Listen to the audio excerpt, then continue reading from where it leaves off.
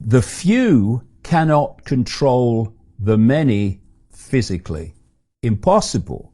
They want to do that by connecting the population to AI, so AI becomes the human mind, then they can do that.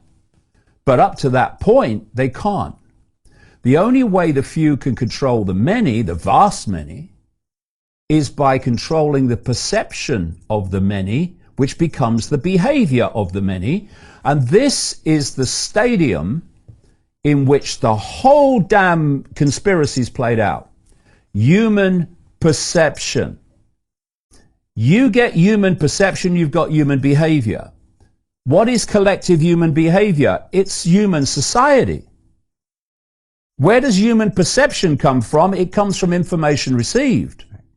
So if you can control the information that people receive through censorship and through the education system, what laughably passes for it, and through all these sources of so-called information, you can impose that perception that suits you, which becomes the behavior, which becomes human society. So if we look at the what happened with so-called COVID, the perception was that there's a deadly virus and we're all in mortal danger. That perception led to people meekly going under house arrest without question. If you had a different perception, which is the one I had, then you thought, sod that, I'm not doing any of it. Because if you ask me to do moronic things and I do them, then I'm a frickin' moron, and I'm not. So I didn't social distance. I didn't not go out because I was told I couldn't. I didn't wear a face nappy. I'll die first. I never even had that stupid bloody thing on your bloody head with your temperature. I won't do it. I will not play a part in my own enslavement and my children's enslavement. I will not do it. So I had a different perception. So my behavior was completely different. Why my perception was different?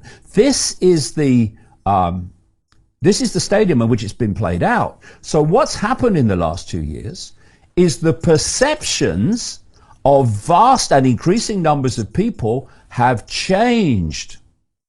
They have started to see the world is not controlled by the forces they thought that they were, like governments and prime ministers and presidents. And they've started to see the techniques of manipulation. They've started to see where we're being taken.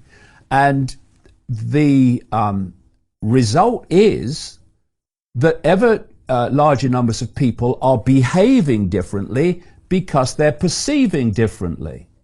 And this is making it far, far harder for authority to sell its agenda. Because if you look at what's happened, particularly in England, where this rollback suddenly happened out of nowhere, in terms of, you will have noticed this, in terms of great numbers of people, that the authorities have lost them. They're not frightened anymore. Right. Not only are they not frightened anymore, they have started to suss what's been going on.